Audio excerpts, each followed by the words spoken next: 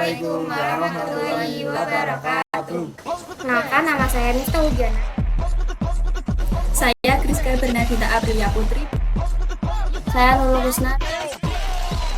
Saya Rasa Novan Kustia.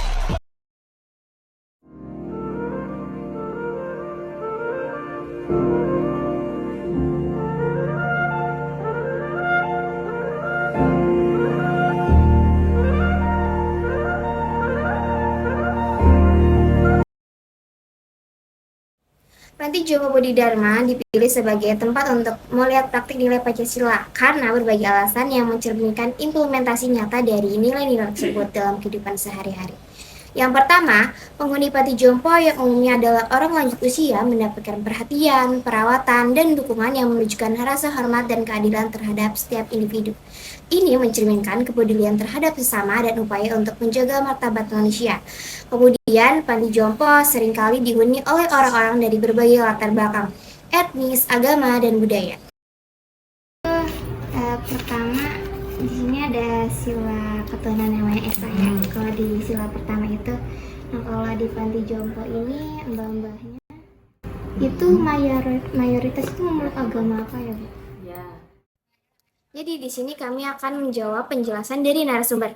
Yang pertama, pada sila pertama, ketuhanan yang Maha Esa, penjelasan dari 3 narasumber yaitu pengurus Panti Jompo, driver dan satpam. Panti Jompo Budi Dharma mengatakan bahwasanya penghuni Panti Jompo Budi Dharma memiliki 2 agama, yaitu agama Islam dan Katolik. Kemudian, mereka ketika menjalankan ibadah itu berbeda-beda. Ada yang rajin, ada yang malas, dan ada yang tidak beribadah sama sekali. Kemudian pada fasilitas di panti untuk Islam disediakan masjid, namun jika yang Katolik ada romo untuk membimbing ibadahnya. Kemudian untuk menjalankan kewajiban yang beragama Islam, ketika bulan Ramadan dijalankan, tetapi hanya sebagian dari mbah-mbah yang kuat dan ada yang sebagian mbah-mbah yang tidak kuat juga puasanya. Mereka juga melaksanakan bimbingan spiritual seminggu sekali yang tujuannya untuk membantu para penghuni mendapatkan ketenangan batin dan kedamaian jiwa melalui doa, meditasi, atau kegiatan keagamaan lainnya. Kemudian meningkatkan kualitas hidup. Dengan mendapatkan bimbingan spiritual, para penghuni dapat merasakan kebahagiaan, rasa syukur, dan optimisme yang dapat meningkatkan kualitas hidup mereka secara keseluruhan. Nah, kemudian memperkuat iman dan keyakinan para penghuni terhadap ajaran agama yang mereka anut, sehingga mereka lebih dekat dengan Tuhan atau kekuatan spiritual lainnya. Nah, yang terakhir, ketika terjadi konflik antara agama di Panti Jompo Budi Dharma itu juga ada dikarenakan karakteristik mbah-mbah itu kan berbeda-beda, ada yang usian, susah diatur, sehingga untuk masalah tersebut biasanya mereka itu dinasihati sama pengurusnya. Lalu, pada konsep tentang pemahaman verbal, denotatif, dan konotatif pada penghuni Panti Jompo ini termasuk ke dalam konotatif dan denotatif karena selain mereka mengetahui dan memahami sila ini, makna bahwa setiap warga negara Indonesia itu harus mempercayai dan menyembah Tuhan yang Maha Esa sesuai dengan agama dan kepercayaan masing-masing. Nah, mereka juga mempraktekkan dan mengamalkan sila pertama ketuhanan yang Maha Esa. Bukti pengamalan yang denotatif yang dipraktekkan dari konotatif yaitu kebersamaan dalam keragamannya. Mereka meskipun ada 2 agama yang berbeda, penghuni panti hidup bersama dengan saling menghormati keyakinan masing-masing, mencerminkan semangat sila pertama dalam keragamannya. Selanjutnya, dukungan spiritual. Adanya bimbingan spiritual seminggu sekali menunjukkan perhatian panti terhadap kebutuhan spiritual para penghuni yang berkontribusi pada ketenangan batin dan kedamaian jiwa mereka. Nah, pengelolaan konflik, pengurus panti yang memberikan nasihat untuk menyelesaikan konflik antara penghuni menunjukkan penerapan nilai-nilai toleransi dan kerukunan beragama yang tergabung dalam sila pertama. Dengan demikian, konsep pemahaman verbal, denotatif, dan konotatif terhadap sila pertama di Panti Jompo Budi Dharma tidak hanya sebagai dipahami secara literal, tapi juga diimplementasikan atau diamalkan dalam berbagai aspek kehidupan sehari-hari. Yang untuk membantu mbak-mbak di sini itu punya jiwa kemandirian atau kayak nyuci sendiri, terus masak sendiri gitu-gitu. Kalau di sini masak dengan pakaian di rumah masak, karena kita kan menunya juga sudah diatur ahli gizi. Terus kalau untuk nyuci, untuk simbah-simbah yang sehat di depan, Budi Dharma menjelaskan mengenai keterkaitan dengan pembagian makanan di panti itu yang semuanya itu adil dan mendapatkannya dengan matang. Mulai dari sarapan hingga makan malam itu disediakan dengan snacknya juga. Namun Kalau dikaitkan dengan kemanusiaan, ketika ada Simba yang lebih tua dan tidak kuat untuk mengambil makanannya sendiri, maka mereka akan dibantu oleh pengurusnya atau dibantu oleh temannya yang masih kuat. Dan dibantu juga makanannya untuk diangkat ke tempat mbahnya, lalu pada sisi ternyata tidak. Lalu pada sisi lainnya, dalam keberadaban, ketika dari salah satu simbah ada yang meninggal, mereka yang beragama muslim akan ikut menyolatkan dan yang nonis akan didoakan jenazahnya.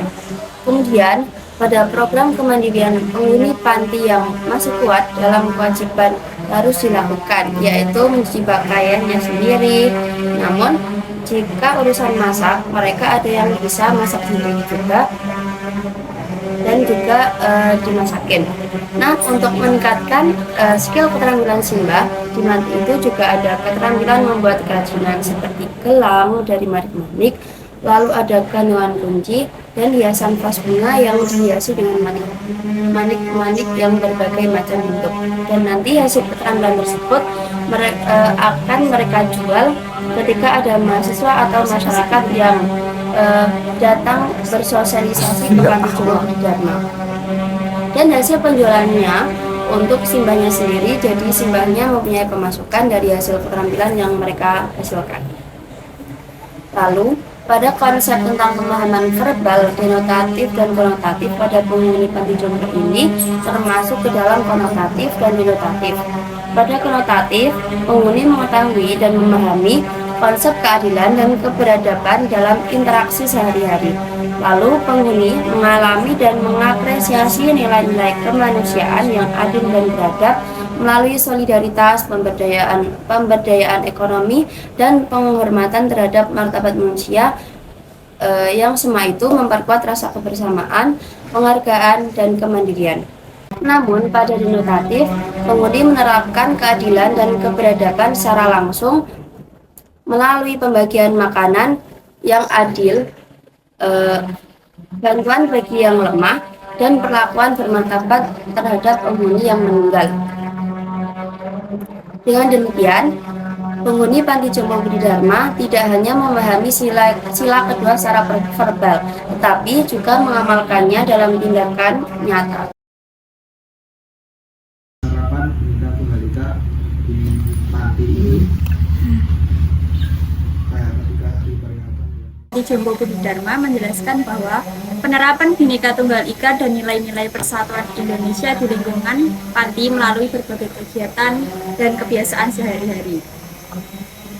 Salah satu bentuk nyata penerapan ini adalah dengan mengadakan berbagai lomba seperti lomba kebersihan dan kekompakan.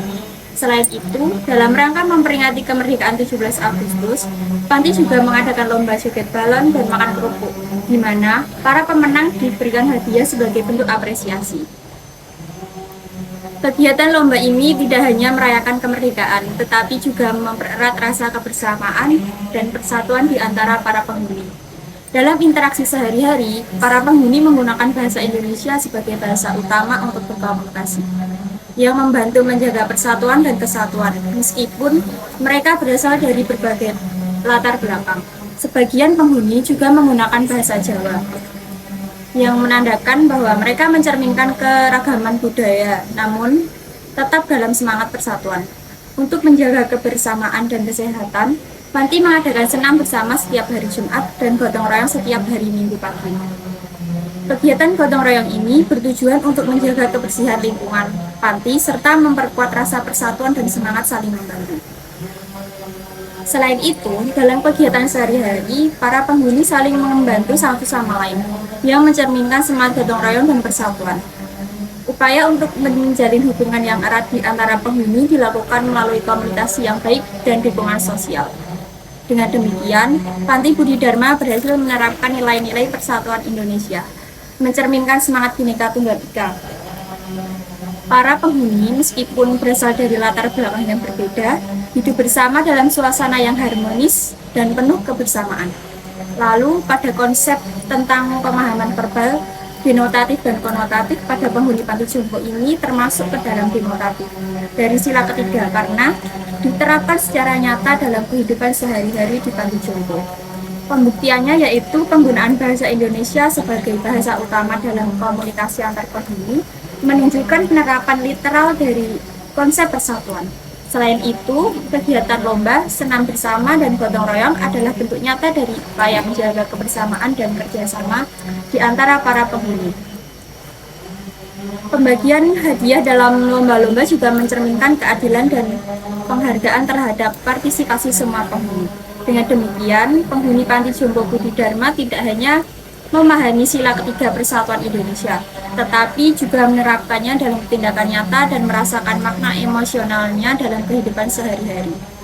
Hal ini menunjukkan bahwa mereka mengamalkan nilai-nilai persatuan dan kebersamaan dengan cara yang baik.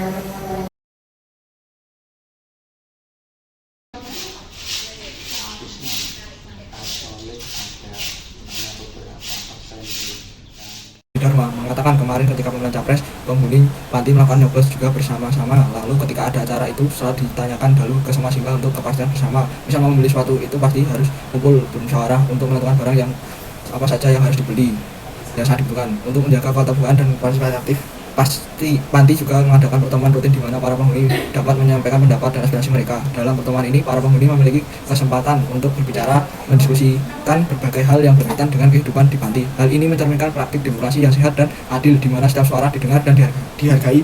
Dengan demikian, penerapan sila keempat di Panti Jompo Budi Dharma terlihat jelas melalui partisipasi aktif dalam pemilu, pengambilan keputusan melalui musyawarah, dan pertemuan rutin untuk menyampaikan pendapat. Semua ini menunjukkan bahwa penghuni panti tidak hanya memahami pentingnya demokrasi dan musyawarah, tetapi juga menerapkan dalam kehidupan sehari-hari mereka. Lalu pada konsep tentang pemahaman verbal denotatif dan konotatif pada penghuni panti jompo ini termasuk ke dalam konotatif dan denotatif. Pemahaman denotatif, makna denotatif dari sila keempat diterapkan secara nyata dalam kehidupan sehari-hari di panti jompo. Pengambilan keputusan melalui musyawarah merupakan bentuk penerapan literal dari konsep kerakyatan yang dipimpin oleh hikmat kebijaksanaan.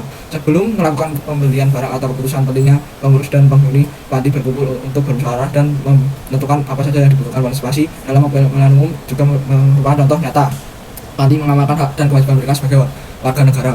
Pemahaman konotatif, makna konotatif dari sila keempat tercermin dalam emosi dan pengalaman sehari-hari para penghuni. Proses musyawarah tidak harus menghasilkan keputusan yang adil, tetapi juga membangun rasa kebersamaan dan kepercayaan antara penghuni. Pertemuan rutin di mana penghuni dapat mencapai pendapat, menciptakan lingkungan di mana setiap individu merasa didengar dan dihargai. Ini memperkuat rasa saling menghormati dan solidaritas di antara penghuni, menciptakan komunitas yang harmonis dan demokratis. Dengan demikian, penghuni Panti Jompo Budi Dharma menerapkan dalam tindakan nyata dan merasakan makna emosional dalam kehidupan sehari-hari. Hal ini menunjukkan bahwa mereka mengambil nilai demokrasi dan musyawarah dengan cara yang holistik, baik secara literal maupun implisit. Dari dua narasumber yaitu pengurus Panti Jompo dan driver Panti Jompo Budi Dharma mengatakan, dahulu para lansia dengan kelemahan psikis mendapatkan layanan konsultasi psikologis langsung di panti. Namun saat ini pengobatan mereka dilakukan di puskesmas. Meskipun demikian, panti tetap menjamin keadilan dan kesejahteraan mereka dengan menyediakan driver yang siap mengantar para lansia ke puskesmas untuk mendapatkan perawatan yang diperlukan. Nah, kemudian penerapan sila kelima Pancasila di Panti Jompo Budi Dharma termasuk ke dalam konotatif dan denotatif. Karena yang mana pada konotatif menyiratkan prinsip keadilan sosial yang artinya semua warga Indonesia memiliki hak yang sama untuk memperoleh perlindungan, kesejahteraan, dan akses terhadap layanan kesehatan dan sosial, termasuk lansia di Panti Jompo Budi Dharma. Namun secara denotatif, sila kelima Pancasila diimplementasikan di Panti Jompo Budi Dharma dengan mengedepankan makna-makna tambah seperti empati, perhatian, dan kepedulian terhadap kesejahteraan dan hak-hak sosial para lansia. Ini mencakup aspek-aspek yang seperti pelayanan yang menghormati martabat dan hak-hak mereka, serta upaya untuk menciptakan lingkungan yang nyaman dan mendukung bagi para penghuni panti. Jadi kesimpulannya, Panti Jompo Budi Dharma ini mencerminkan implementasi nyata dari semua sila dalam kehidupan sehari-hari. Di sini nilai-nilai kemanusiaan, persatuan, demokrasi, keadilan sosial, dan penghormatan terhadap keyakinan agama diterapkan secara langsung dalam perawatan dan kehidupan para penghuni. Panti Jompo ini menjadi contoh konkret bagaimana Pancasila dapat dihidupkan dan diamalkan dalam konteks kemanusiaannya, menunjukkan bahwa nilai-nilai Pancasila relevan dan penting dalam menciptakan masyarakat yang adil, beradab, dan harmonis. Wassalamualaikum warahmatullahi wabarakatuh.